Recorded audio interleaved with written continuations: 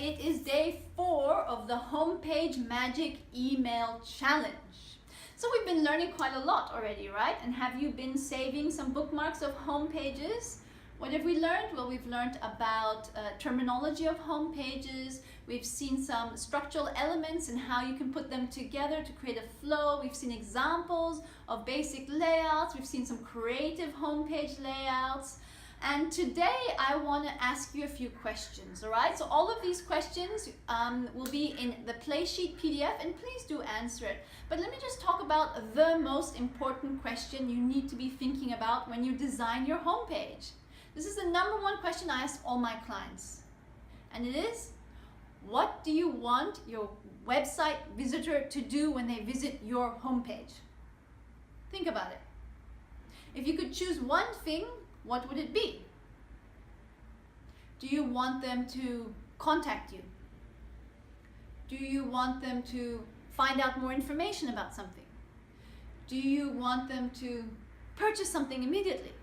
So these are all some examples. So please think about it. You'll find it in the play sheet. Write down a few of your answers. And this is literally should be the sole purpose of your homepage, is answering this one question. So I'm gonna hop on over to the screencast, show you some more questions you need to be thinking about. Important to download the play sheet for today and answer those questions. And then tomorrow it's already day 5, almost the end of the email challenge. I'm gonna be asking you some very important questions today. And you don't have to take notes because I have them in my Playsheet PDF for day number 4. And the more you flesh out these questions, the easier it will be for you to then to design your homepage. So my first question to you is, do I have my brand colors? So your homepage should definitely reflect your brand. A brand colors usually has 5 colors, and in your homepage you might see maybe 3 main colors. You'll have your maybe text color, you'll have your button or a highlight color, and then you'll have one other color. You really want to make sure it's all consistent across all your marketing messages, so you create a recognizable symbol of yourself and your business. So first question to ask yourself, do I have my brand colors? Do I have my logo? Do I have the fonts I want to use? All these things come under branding. The next question relates also very much to branding is, do I have beautiful imagery? I cannot stress the importance of having beautiful photographs. This doesn't need to say you need to spend over $100 or so buying photography. You can get some great images on some free stock photo sites, and I'll paste some links for you below this video so you can go and check out. Otherwise, my favorite place to buy stock photography is Stocksy, and I'll tell you a little secret. I'm about to launch in October 2016 my own stock photography membership site called The Photo Forest. So watch out for my posts on Facebook all about that. And I'm asking you these questions now, and then I'll be showing you some websites, the same websites yesterday, and we'll be examining these websites with these same questions. So you can see how people have implemented these questions on their homepage. So do you have beautiful imagery? You need to say yes, no, perhaps you need to hire a photographer to take images of yourself. I highly do recommend this. The nice, having a professional photographer, the images look clean. There's beautiful light in it. It just makes a good impression. What do I want to portray about me or my business? And I would spend a little bit of time on this question. Do I want to come across as a fun-loving character? Is my business more serious? Do I deal with serious issues? Do I make the serious issues more fun? All of these kind of questions you need to be asking yourself about how you want to portray yourself. And this also comes back to how you brand yourself in your business. If I'm a happy kind of girl, I'm not going to use black or dark brown colors. No, that doesn't suit me. I'm enjoying pink and yellow. What content do I want on my homepage? So we discussed this a little bit in the days before. There's so many different types of content you can put: images, videos, text, newsletter signups, social media feeds. So you should have already filled out the Playsheet PDF for, I think it was day 2, and gotten an idea of what type of actual content you want on your homepage. Do I want to give an opt-in in exchange for emails? So am I rewarding the people, my clients or potential clients, with something they might find really useful? So you want to give something of value. And I'll just list a few opt-ins. Some people give an ebook about an issue. Some people give a free meditation. Some people give maybe a free half-an-hour Skype call. They call them clarity calls nowadays. These are the kind of things some people do give. You don't have to give an opt-in. If people are perhaps really enjoying your blog post and they want to read more about what you have to say, they'll quite willingly give you their email without anything in return. So just have a think about what type of opt-in you want to give, or if you want to give one at all. What is my CTA? Do we remember what that means? Call to action. So what am I asking them to do? What is written on my buttons? What makes them want to click and go further, or click to sign up, or click to read more? So consider this, and I would actually write a list of a few different ones, at least 3 to 5 of potential call to actions that you can have on your website. Now I want to tell you my number 1 question I always ask all of my clients who come to me for website design. And it really relates to, what do you want your visitor to do on your homepage? So they've come to your homepage, and now what? It's almost like a sales funnel where you're directing their attention to a specific purpose. So they've come to your homepage. Do you want them to read more about you? Do you want them to buy a product immediately? I mentioned this in the first day, or was it the second day? I don't remember, but this is the number 1 question I always ask when somebody says, all right, can you design my website? And for the homepage, I go, well, what do you want them to do? What do you want your clients or potential clients to do when they reach your homepage?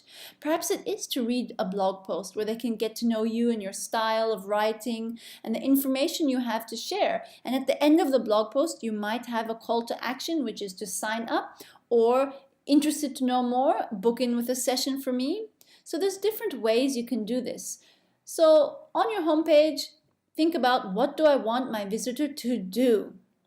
And the next question directly relates to that. What action should they take? Should they click? Should they give their email? Are they reading more? So my number 1 question, there we go. Remember this website, radmavericks.com.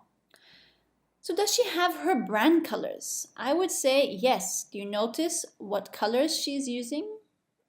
I think it's pretty obvious. It's almost in every single picture and in every element that she has. It is a nice light turquoise. So she's got her brand colors. So she's using gray and turquoise as her 2 main brand colors. Does she have beautiful imagery? Well, yes. Look at this nice photo here. It's a little bit opaque. It's her laughing. So it shows you how she wants to portray herself as a fun, loving. You can see in the types of words she uses, hello, goddess. And